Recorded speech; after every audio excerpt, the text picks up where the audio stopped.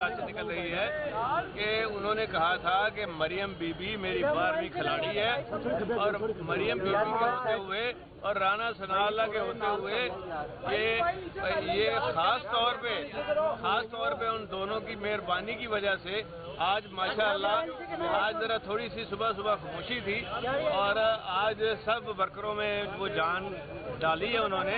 میں ان کا شکریہ بھی ادا کرتا ہوں. یہاں ان کو کہنا چاہوں گا وہ ہر عدالت میں پیش ہوئے ہیں.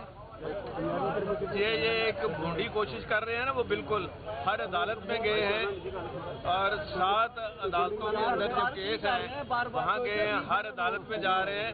تو اس دن وہ جا نہیں سکے تو پھر دوبارہ چلے جائیں گے. کون سی ایسی بات ہے, کیا آخر آ گئی ہے ان کو رانا ثناء اللہ کو. تو یہ لگتا نہیں ہے انتخابی مہم عمران خان شروع کر چکے, اس سے پہلے گرفتار کرنا چاہتے یار بات سنو نا, وہ جو ان کے بڑے ہیں نا ادھر بیٹھے ہوئے لندن میں, وہ سارا ٹبر بھی آ جائے. اس ٹبر دے وچ کوئی جان نہیں رہ گئی.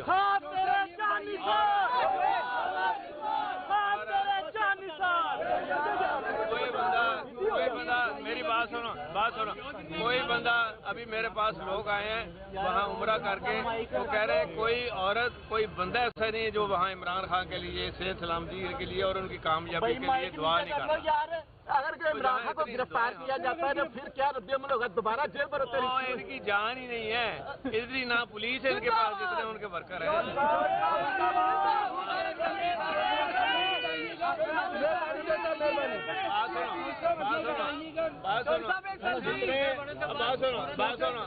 جتنے عمران خان کے ورکر ہیں نا, یہ سارے پاکستان کی پولیس بھی اتنی نہیں کچھ کر سکتی ان کا. وہ آ جاتا نا ساتھ آ جاتا.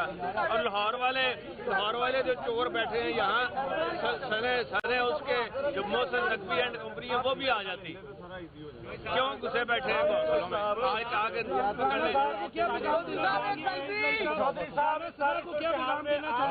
جو بندہ اتنا اچھا کہتے ہیں نا دشمن, کہتے ہیں نا اگر دشمن آپ کا غلطی کر رہا ہو تو آپ خاموش ہو جائیں اور تاکہ وہ اپنی اصلاح نہ کر لے. جوہری صاحب, اس ساری صورتحال میں ابھی تک آپ کا نوٹیفیکیشن نہیں ہوا, آپ صدر مرکز. یار میری بات سنو نا, خان صاحب پہ مجھے پورا اعتماد ہے.